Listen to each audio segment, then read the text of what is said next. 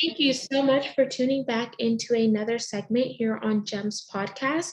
With me is a special guest by the name of Rachel A. Shumway, and here is a bit about Rachel. 20 years ago, she got diagnosed with clinical depression. 15 years ago, she was told by teachers that she was unteachable.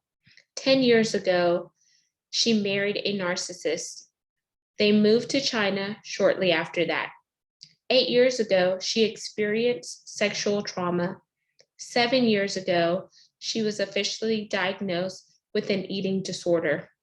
4 years ago, she left her marriage and moved back to China to rewrite her story and heal from trauma. 3 years ago, she became a life coach and launched her business right as COVID took off in China. 2 years ago, she surrendered to the healing process. Last year, she recovered from her eating disorder and moved back to the US, and now guide women on how to be more badasses in every area of their lives. Rachel is a self-proclaimed handstand queen, human design projector, empath, startup entrepreneur, and explorer. She spends her time in CrossFit classes and coaching her clients on entrepreneurship, personal finances, husbands, fitness, food, and mental health. Her philosophy: cut the bullshit, be direct, and have unapologetic amounts of fun. At the core of her message, Rachel shares how saying no when something feels off is the best policy. Emotions are a superpower, chocolate is a healing balm, and the biggest tragedy the world could encounter is a woman apologizing for being herself. So, without further ado, please welcome this fire starter, Rachel A. Shumway. Hello. I feel like we need like the dun dun dun music from Jaws to introduce me as I walk out. Well, hello, Jem. Thank you so much for having me on your podcast. My pleasure, Rachel. And before we dive into our subject that we're going to focus on, which we're going to look at how do you build habits and systems with ADHD, I definitely want to give you a chance to connect with the audience in a fun and personal way. I like to give my guests two options to choose from. So the first option, we could do an icebreaker, or we could play a rapid fire 10 question game. What are you in the mood for? I like rapid fire. Let's do that.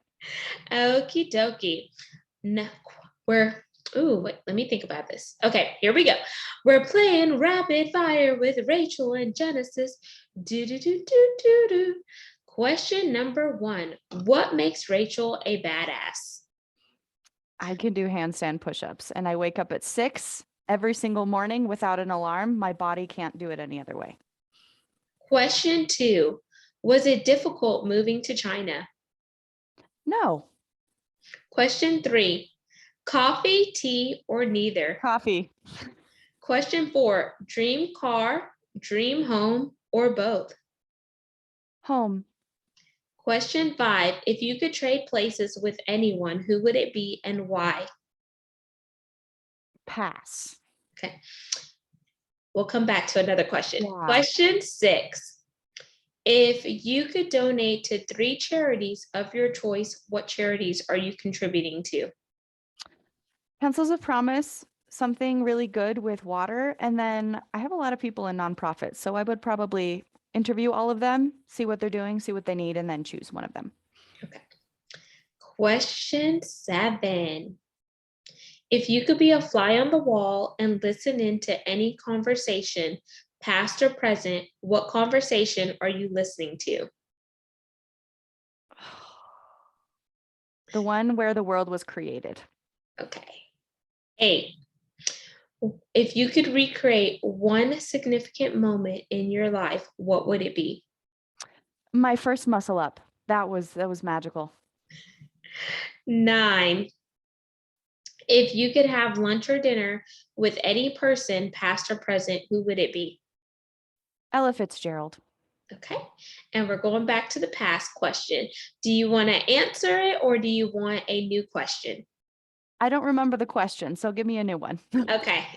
So the question would be, if you could have any superpower, what would it be? Flying. Okay, and question 10, it's our pass or play question, and here are the rules. If you pass, our roles are reversed, and you get to ask me a question. If you choose to play, I ask one last question to wrap up rapid fire. So, do you want to pass or play? I would like to play. Okie dokie, you just want an all expense paid getaway. Money is no options, but you just found out they're not flying back to your home base for quite some time. So, where are you headed? How long is some time and can I take my boyfriend with me? Not sure how long some time is. And yes, we'll let him come aboard. Okay, Thailand. Okay, amazing. Thank you for playing rapid fire, Rachel. That was so fun. So let's dive into your passionate topic, which is balancing habits and creating those systems around ADHD. So I definitely want to put context for the audience because some people may not know what ADHD is. So explain that to them.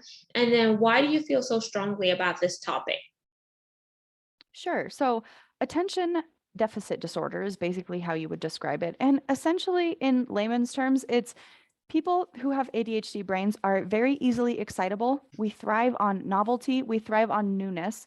And it's a very difficult thing for us to focus on things that our brains find boring. For example, for me, math class.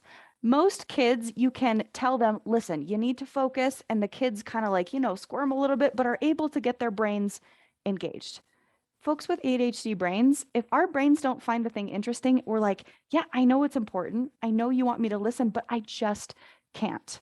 So that's essentially the layman's terms. And then on the other side, we have the ability to hyper focus on things that we do find interesting to get a lot of stuff done in a very short amount of time when we can access that part of our brain. Amazing.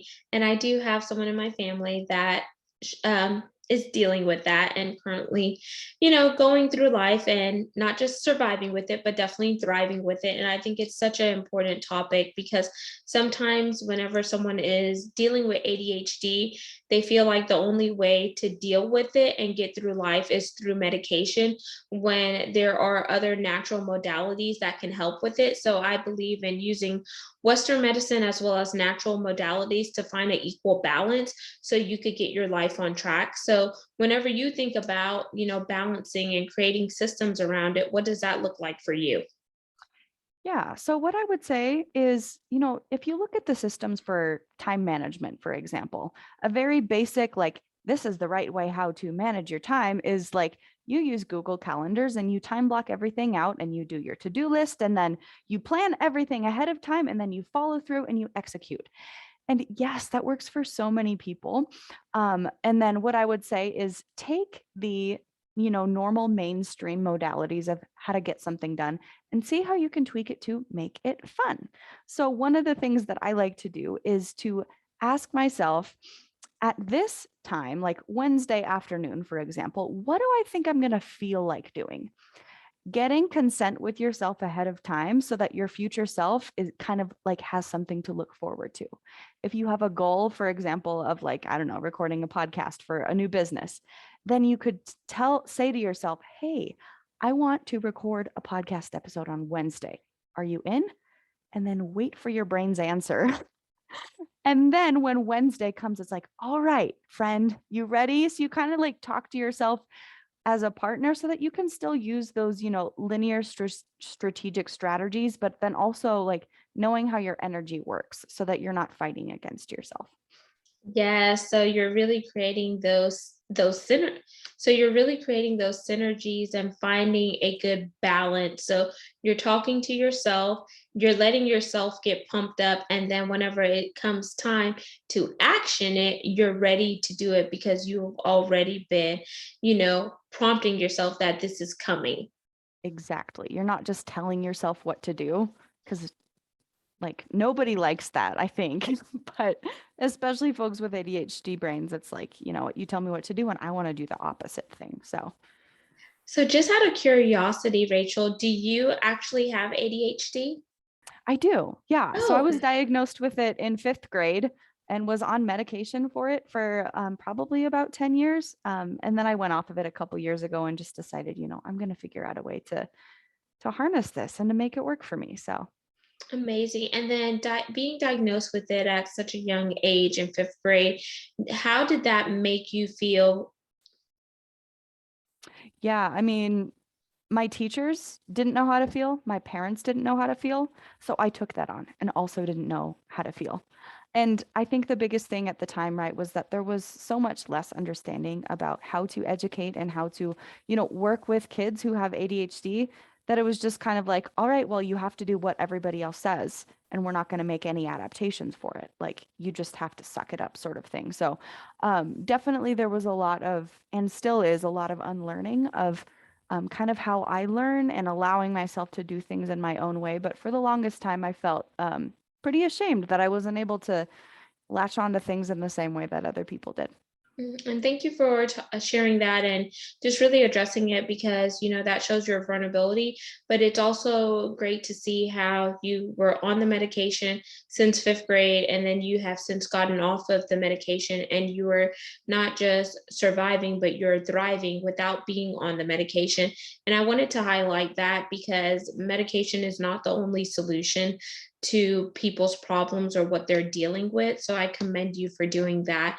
Is there anything else that you practice that helps you, maintain dealing with ADHD while not being reliant on medication? And feel free to rephrase the question. Yeah. So what I do is I do a lot of meditation and I do a lot of spiritual practice. I do a lot of visualization with my future self, with the spirit of my business, with, envisioning how I would like my ideal life to happen. Connecting to the energy of my future self helps me to get excited about what I'm creating in my life. So that's the first thing. It allows me to explore in my brain what I am finding interesting so that the things that aren't serving me so much, I can let go of them. That's the first part of the meditation is this visualization aspect and really getting into the feeling of letting myself be excited about my life before anything actually happens. It's a super fun practice to do. And then the second thing is meditation helps a lot with impulse control, with the ability to manage your emotions and be in the present moment. So I've gotten to a place where I can meditate for 30 minutes every morning. I always use a tape. I don't like to do the normal sitting guided meditation. That's not for me. But sometimes it's only for 5 minutes at a time and just taking that space, right, to like be in my body, be with my breath and set my intention for how I want my day to go helps me to feel like I'm not being pulled by the string of my pants by this part of my brain that is always looking for shiny objects. I'm kind of like telling it basically ahead of time, like, hey, this is where the treasures are today. So that it like is kind of working for me instead of getting distracted by whatever is thrown at me at any given time. I like that. So I heard focus, determination, meditation, holistic practices, which is mind, body, and soul, Mhm. because you're connecting with yourself. Also, breathing. How are you breathing? And then, one important part is intentionality, really being intentional on what you're doing and how that is going to create a space for you. And with you being a badass woman, having your academy and etc., how do you set up boundaries and communicate that with the people that are in your circle? Because sometimes that can also counteract with someone dealing with ADHD when they don't know how to set and enforce boundaries and have that open dialogue. Sure. Yeah, so this is a really good question. Be it someone with ADHD or just, humans in general. The main reason why we don't set a boundary is because we are afraid of what is going to, like, how we're going to feel on the other side. So, for example, a friend keeps calling you at 9 p.m. every night asking for help, right? The thing that most of us would want to say is like, "Hey, I need you to stop calling me." But we don't do that because we're afraid it'll ruin the friendship or that they'll be disappointed or that there will be pushback. But I like to phrase it in this really simple way, thinking of first, what is the thing that they're doing that's bothering me? Where is the annoyance or resentment or anger coming in? That's always a sign. What is the behavior? So in this case, it would be friend calling me at 9 p.m. The second part is, what am I going to do if they continue this behavior?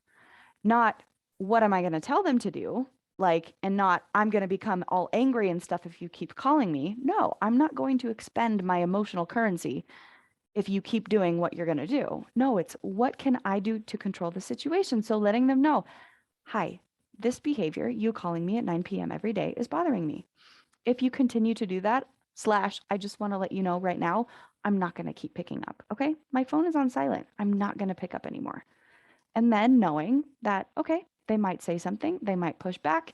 And it's kind of understandable, right? Things are changing. Me setting a boundary is kind of making it inconvenient for the other person in some way, but just being okay with that and being like, you know what? Even if they do say something mean to me, like, hey, we're not friends anymore. And it's like, I know how to be with myself.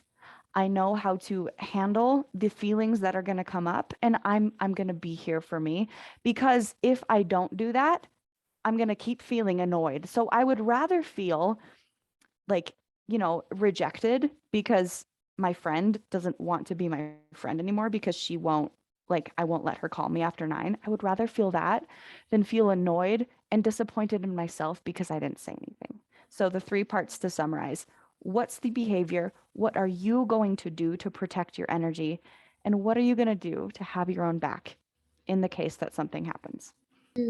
I love that because in those three behaviors, there are also contingencies, but within that contingency, versus exhausting your emotions, you're taking control of the situation by interjecting, okay, this is what I'm going to do if this doesn't stop, without getting nasty or just angry with that individual, Yeah, because you can't control what somebody else's does, but you can control how you handle the situation, and you could rein that in. absolutely. And that is the simplest way to do that. Because then we don't have to spend our time in our lives trying to control other people. We can just focus on what we can control, and know that we can have our own backs if we do end up feeling bad afterwards. Like, it's okay. I got you. Absolutely. And another thing that I've seen with people who have ADHD is they have like a wild side when it comes to creativity. And sometimes that creativity can take over and consume, and it could be out of balance because they are so passionate about something that they want to focus all their time on it when they have other priorities. So, how do you harness your creativity while balancing the ADHD? Because we talked about time blocking, using your calendar as a tool, and your calendar can be your accountability partner. But then, how do you also be a steward of your day while being intentional? Because, yes, you want to tap into your creativity, you want to release it, but then you also want to make sure you're balancing it too. So you're not spending too much in one area and negating on another.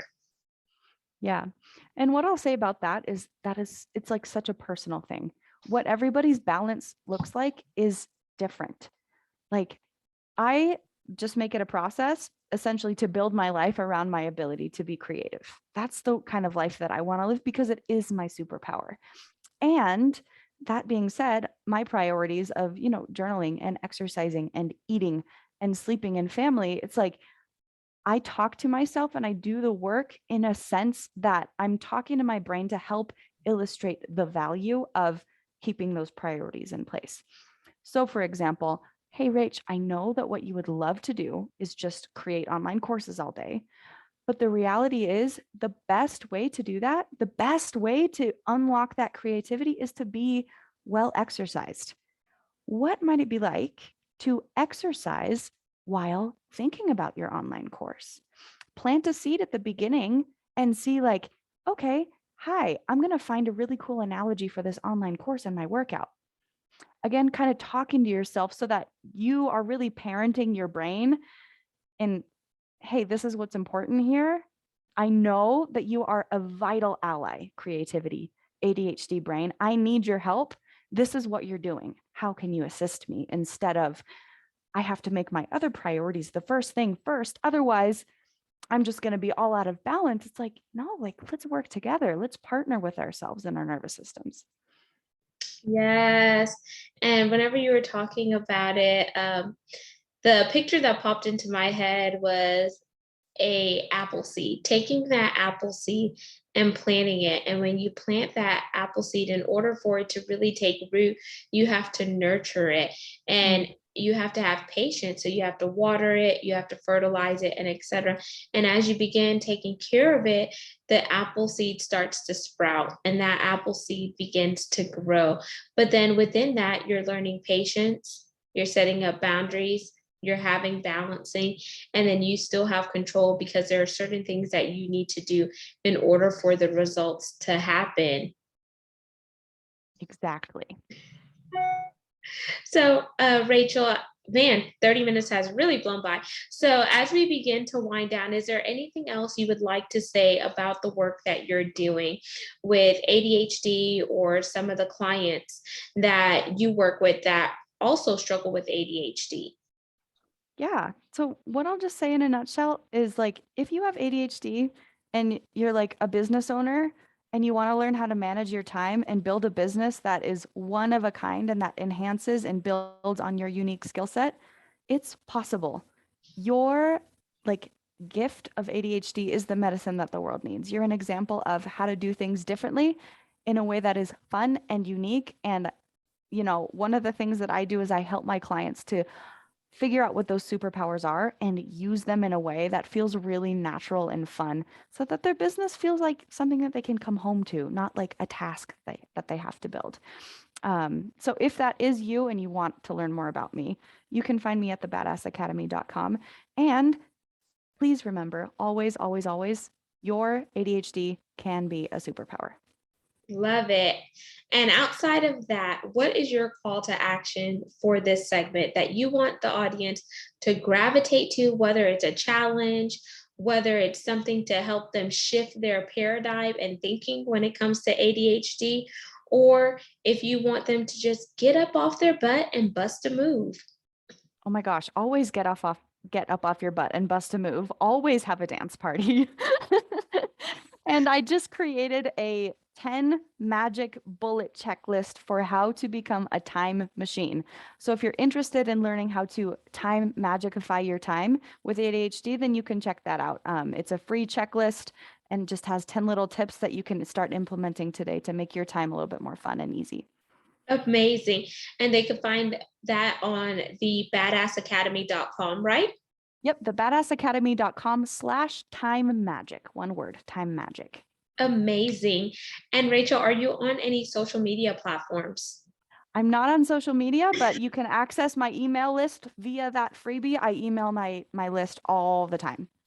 Amazing. And Rachel, thank you so much for coming on and sharing about your passion and, a little bit more about your background. I thoroughly enjoyed this conversation. All of your contact information will be listed in the show notes. Audience, make sure you like, comment, and subscribe. We're on 40 plus platforms. You can see the video to this by going over to our YouTube channel and typing in @GEMS with Genesis Amaris Kemp to see all things video content.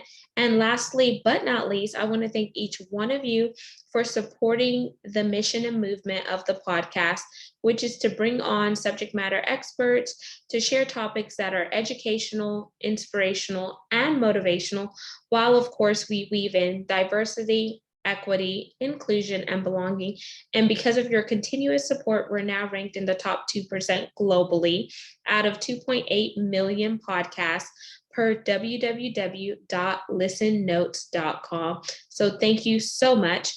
And for those of you interested in being a sponsor, you can find more info by going to genesisamarisKemp.net or sending me an email, which is genesisamarisKemp@gmail.com. Until next time, peace, love, and lots of blessings. Have yourself an amazing one.